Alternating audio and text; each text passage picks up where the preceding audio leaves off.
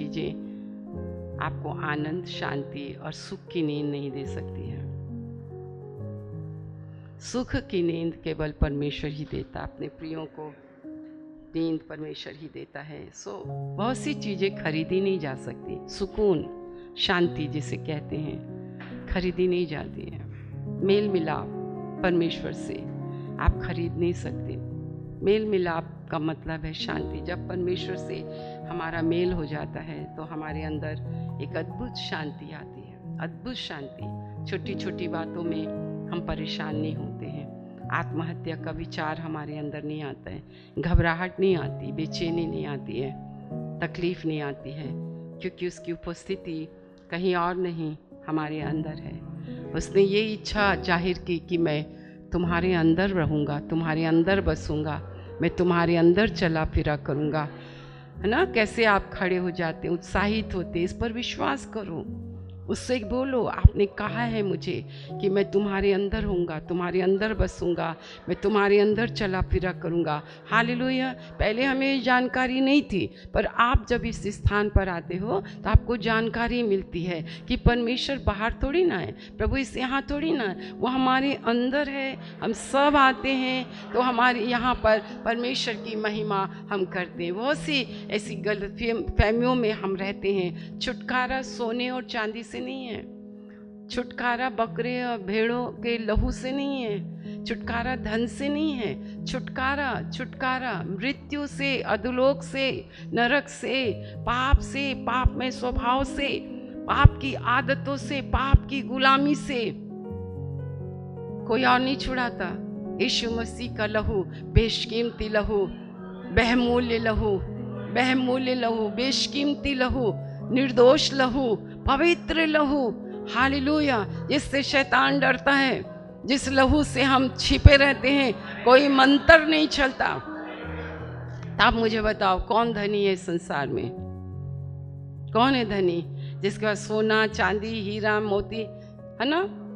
जिसके पास यीशु है, जो यीशु के लहू में ढका है, जिसे यीशु ने अपने लहू से मोल लिया है। उसने आपको मोल लेके आजाद किया है, मोल लेके मुक्त किया है, आपको मोल लेके छुड़ाया है पापों की गुलामी से, पाप के स्वभाव से, माँ बाप के निकम्मे दाप दादों के चाल चलन से।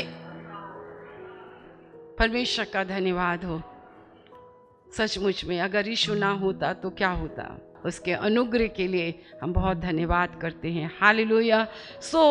उत्साहित भी होना है। हम पहले आपको उत्साहित करते हैं। उत्साहित अच्छा लगता है, उत्साहित होना अच्छा लगता है कि परमेश्वर, मैं तुम में बसूंगा, मैं तुम में चला फिरा करूंगा, मैं तुम में निवास करूंगा, मैं तुम्हारा पिता होऊंगा, तुम मेरे लोग होगे, तुम मेरी संतान होगे। तो पौलुस धीरे से क्या कहता है 7वें अध्याय में, कहता है, हे मेरे प्रियो, जबकि तुम्हें इतनी बहुमूल्य प्रतिज्ञाएं मिली हैं। This is promises.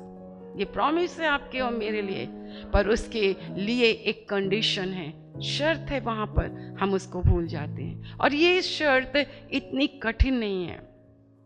मैंने बोला ना, 3 स्टेजेस होती हैं कॉलिंग के भी। ठीक है, मैं उसको धीरे से लेके चलूंगी क्योंकि हम स्टेजेस में जा रहे हैं। हमेशा बालक नहीं रहना है। आप हमेशा बालक रहे क्या? नहीं। हमेशा माँ के पेट में रहे क्या? नहीं। 9वें महीने में बाहर निकलना है तो निकलना ही है। पहले निकल गया तो पाप है, बीच में निकल गया तो पाप है, अब आगे निकल गया तो पाप है।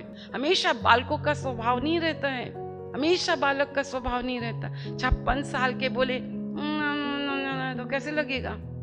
अपने एज के अनुसार व्यवहार करना है, ये बाइबल हमें सिखाती है। हमेशा बच्चे नहीं रहना है, बूढ़े भी तो होना है। नहीं होना बूढ़े भी तो होना है। बूढ़ा होना पसंद ही नहीं करते, जबकि बाइबल कहती पके बाल शोभायमान। धूप में पकते हैं, मैच्योरनेस को दिखाता है, परिपक्वता को दिखाता है, अनुभव को दिखाता है, एक्सपीरियंस जिसको बोलते हैं, एक्सपीरियंस से दिखाता है। सब चीज़ हम अपने एक्सपीरियंस से सीखते हैं। परमेश्वर का हम बहुत धन्यवाद देते हैं। आइए मेरे साथ निकालेंगे नए नियम की पुस्तक है, रोमन्स चैप्टर 8, 8वां अध्याय रोमियो की पुस्तक उसका 8वां अध्याय, परमेश्वर आपसे बोलता है, मैं सुबह से परमेश्वर के साथ बैठी रहती हूँ, 1 मोमेंट भी इधर से उधर नहीं होता है, और मैं सीधा आपके पास आती हूँ, भोर को उठती हूँ। मैं इसलिए नहीं कि आप मेरी बड़ाई करो, नहीं, मैं आपको बताना चाहती हूँ कि परमेश्वर को पाने के लिए हमें कीमत चुकानी पड़ती है। तुम मुझसे प्यार करोगे तो मैं तुम्हें प्यार करूंगा। नीति वचन 8 में कल पढ़े होगे आप, जो यत्न से मुझे ढूंढते वही पाते हैं। तो आप यत्न से, मतलब यत्न ट्राई करो उसको खोजने के लिए। यूं ही आके बैठना नहीं है, यहीं आके चलना नहीं है। तेरी हुजूरी में कुदरत और जलाल है। तेरे छूने से जब भी मैं आई, इतने वर्षों से आई, इतने वर्षों से मैं तुझे जान रही हूँ प्रभु, मैं तो, मेरा तो सब कुछ बदल बदल बदल बदल बदल बदल बदल गया। Praise the Lord.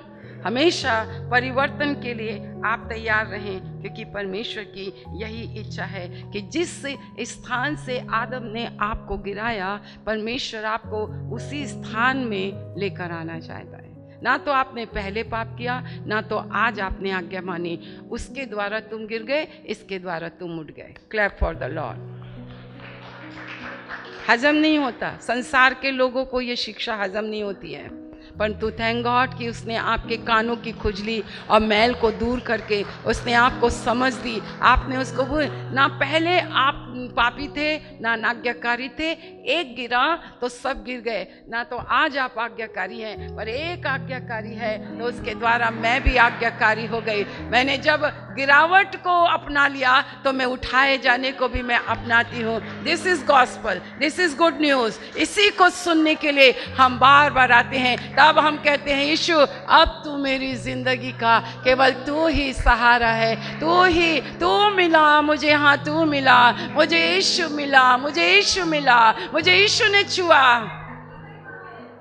और फिर किसी के छुअन की जरूरत नहीं होती। मेरे प्रियो, आज भी मौका है। बोलो, आज ही उद्धार का दिन है, आज ही सफलता का दिन है, आज ही मार्ग को सुधारने का दिन है, आज ही संबंध को ठीक करने का दिन है, आज ही पश्चाताप करने का दिन है, आज ही मूर्खता को छोड़ने का दिन है। Hallelujah, hallelujah. क्योंकि परमेश्वर ने ये दिन आपको इसलिए दिया है कि आप परमेश्वर के साथ एक संगति करें। हालेलुया। मुझे बहुत अच्छा लगता है, जो प्रभु के साथ संगति करता है वो उसके साथ एक आत्मा हो जाता है। तो जानना जरूरी है कि उसके साथ अपनी फीलिंग्स को अनुभव करना जरूरी है। तो उसके साथ संगति करने से मुख चमकदार बनता है, उसके साथ संगति करने से मन बुद्धिमान बनता है।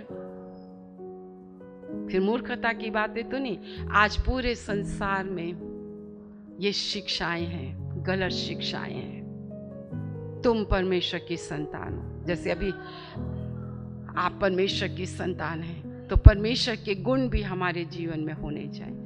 केवल ये कहने से नहीं कि मैं परमेश्वर की संतान हूँ, मेरे अंदर परमेश्वर के गुण। और किनके सामने? जो एक परमेश्वर को नहीं जानते, ताकि तुम्हारे भले और तुम्हारे अच्छे गुणों को देखकर वो तुम्हारी नहीं, परमेश्वर की बड़ाई करें। आपने कभी इस वचन को अपनी आंखों से पढ़ा है? प्रभु अगर मेरे अंदर चलता है, फिरता है, वास करता है, ये करता है, वो करता है, तो बी प्रैक्टिकली आप कैसे अपनी लाइफ को आपकी जीवन शैली क्या है, लाइफ स्टाइल आपका कैसा है, वो फर्क पड़ता है। आज सिर्फ आपको उत्साहित किया जा रहा है, you are the children of God, you are the people of God, you are तो भाई परमेश्वर की संतानें पान के ठेले में तो नहीं। रोमियो की पुस्तक उसका 8वां अध्याय, ठीक है, उसके 28 वचन से हम देखेंगे। 3 स्टेजेस हैं यहाँ पर। हम जानते हैं कि जो लोग परमेश्वर से प्रेम रखते हैं उनके लिए सब बातें मिलकर भलाई ही को उत्पन्न करती हैं, अर्थात उन्हीं के लिए बोलिए, जो उसकी इच्छा के अनुसार बुलाए हुए हैं। तो फर्स्ट थिंग आपको ये जानना है, तुम भी आओ, तुम भी आओ, तुम भी आओ, तुम भी आओ, तुम भी आओ। 1 हफ्ते आएंगे, 1 महीने आएंगे, 3 महीने आएंगे, उनको लाएंगे, फिर वो इधर उधर चले जाते हैं। परंतु पहली स्टेज ये है, क्या लिखा है हम जानते हैं। क्या तुम जानते हो? जब मैंने बाइबल पढ़ा तो मैं जानती हूँ रोमियो की कलीसिया को प्रेरित पौलुस लिख रहा है। क्या तुम जानते हो? तुम जानते हो? रोम की कलीसिया के विषय में लिख रहा है। क्या तुम जानते हो? ऐसा क्यों पूछते हैं? तुम जानते हो? मैं तो कहती नहीं जानते। आपको पता है? मेरे को नहीं पता। कई लोग को सब बातें मालूम होती, हमें नहीं मालूम होती। रोम की कलीसिया है ये कलीसिया। सबसे पहले मेरी ओर देखो, परमेश्वर ये जो प्रेरित पौलुस की पत्रियां हैं वो पूरी कलीसिया को लिखी गई हैं। अब कलीसिया कैसे बनते हैं? यहाँ विश्वासी नहीं है, चिन्ह चमत्कार देख देख कर आने वाले लोग नहीं है। कलीसिया इक्लीसिया शब्द से निकाले गए, मिस्र से निकाले गए लोग हैं, संसार से निकाले गए लोग हैं। आज कलीसिया दुर्दशा में क्यों पड़ी है? क्योंकि आप मिस्र से निकाले नहीं गए हैं, एक मिस्र चर्च के अंदर आ गया। क्या आप मेरे साथ सहमत हैं? संसार के तौर तरीके, संसार के रीति और व्यवहार, संसार की बातें, ये तो खुदा की मेहरबानी है कि उसने अपने आप को आपके ऊपर प्रकट किया अद्भुत चिन्ह चमत्कारों के द्वारा। और ये अगर लोग उसकी पहचान में ना बढ़कर केवल अरे ये तो बहुत अच्छा है भाई, ये परमेश्वर बहुत अच्छा है, यहाँ तो बहुत आशीष मिलती है, इसलिए आज आपके जीवन ऐसे हैं। लोगों ने प्रार्थना सभा में फ्राइडे के उपवास और प्रार्थना में आना छोड़ दिया, कलीसिया के साथ प्रार्थना करना छोड़ दिया। वो मसीह की देह के अंग नहीं कहलाते हैं, वो अपने स्वार्थ के लिए आते, अपने स्वार्थ के लिए चले जाते हैं। मेरे प्रियो, परमेश्वर एक नई कलीसिया बना रहा है। परमेश्वर एक नई कलीसिया बना रहा है।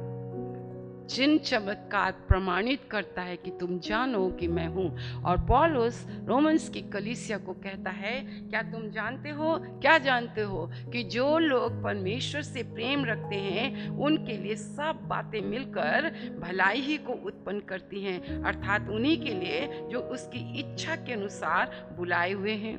उसकी इच्छा के अनुसार बुलाए गए हैं, जो उससे प्रेम करते हैं, जिनसे परमेश्वर प्रेम करता है, उनके लिए सब बातें।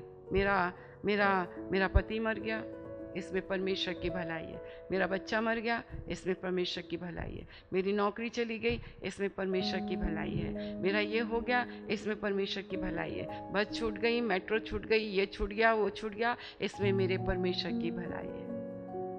एक बहुत अद्भुत बात मैंने आपको बताई।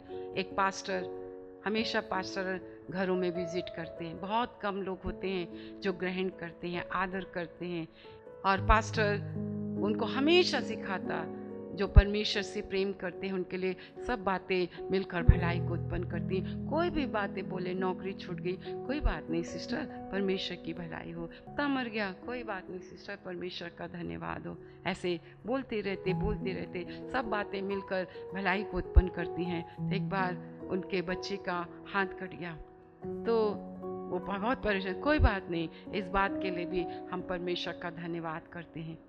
उस जवान को बहुत गुस्सा आ गया, बोले हाथ कटने की क्या बात है? जब भी आते हैं बोलते हैं परमेश्वर से जो प्रेम करते हैं, जिनके लिए परमेश्वर प्रेम करता है, उनके लिए सब बातें मिलकर भलाई को उत्पन्न करती हैं। मेरे लिए तो ये बात सच है, क्योंकि मैंने सीखा कि हमारे लिए सब बातें मिलकर भलाई को उत्पन्न करती है। किसी का इग्नोर कर देना, किसी को पसंद नहीं करना, शादी का टूट जाना, सगाई का टूट जाना, ये हो जाना, माँ बाप का छोड़ के चले जाना, सब बातें मिलकर हमारे लिए भलाई को उत्पन्न करती है। बड़ा गुस्सा हो गया और एक बार दोस्तों के साथ फंस गया।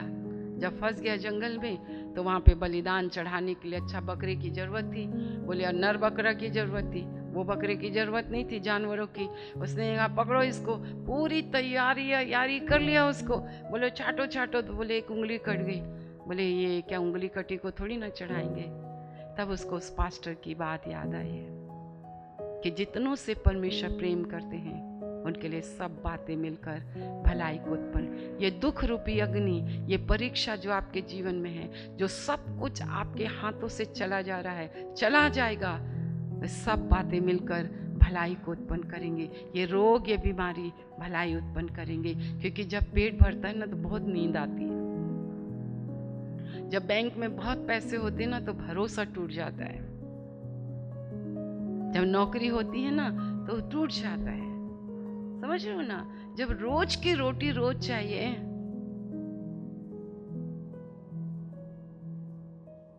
जब रोज की रोटी रोज चाहिए रहती है ना, उसको पता ही नहीं रहता कि आने वाले पल में उसको क्या खाने के लिए मिलेगा, तो परमेश्वर पर वो भरोसा रखता है। पर पहले से पूरे महीने भर का राशन भरा है तो इंसान क्या परमेश्वर पर भरोसा रखेगा? जब सब अच्छे दिन आ रहे हैं, मुफ्त में सबको मिल रहा है, राशन पानी ले लेके जा रहे हैं, हो जहाँ होना चाहिए वहाँ नहीं है, राशन लेने जा रहे, और राशन लेते ही लेते तू मर गई तो क्या होगा? तो तेरा भरोसा क्या दुनिया के सरकार पर है क्या? मरे जा रहे हैं पेंशन लेने के लिए, मरे जा रहे हैं। तो आप मुझे ये बताओ, मैं ये नहीं कह रही ये गलत है, मैं ये नहीं कह रही गलत है, पर आप सोचो इसके पीछे क्या हाल हो रहा है। मेरे प्रभु इस तेल और जल को छू लीजिए। यीशु के नाम से यीशु का लहू बन जाए, यीशु के नाम से यीशु का लहू बन जाए, यीशु के नाम से यीशु का लहू बन जाए। इस लहू को पीकर मेरे परमेश्वर, मेरे प्रभु, जो कोई भी किडनी के लिए हो, गुर्दे के लिए हो, दिल के लिए हो, आंखों कानों के लिए हो, फेफड़े के लिए हो, बड़ी से बड़ी बीमारियां, अंधा गूंगा बहरा, मेरे प्रभु के लहू में सामर्थ्य है। देखने लगो, सुनने लगो, यीशु के नाम से, यीशु के लहू की सामर्थ के द्वारा मिर्गी घुटने टेके, दुष्ट आत्माएं घुटने टेके, कैंसर गायब हो, पथरी निकल जाए, परमेश्वर बांझ की कोख खुल जाए, हर एक प्रकार से प्रभु परमेश्वर बीमारियां जाती रहें, और आपके नाम का यश फैले, आपके नाम का यश फैले, आपके लहू की सामर्थ, मेरे परमेश्वर, लहू हाबिल के लहू से जोर जोर से बोले परमेश्वर, लोग जाने पहचाने, आपकी इबादत करें और आपका न्याय से बच जाएं। परमेश्वर पिता, आपने सुना है, धन्यवाद। अब हमारे परमेश्वर पिता का प्रेम, प्रभु यीशु मसीह का अनुग्रह और पवित्र आत्मा की सहभागिता जब तक इस शुभ बादलों पर न आए, हम सबों के ऊपर होती रहे। और एक साथ कहें आमीन।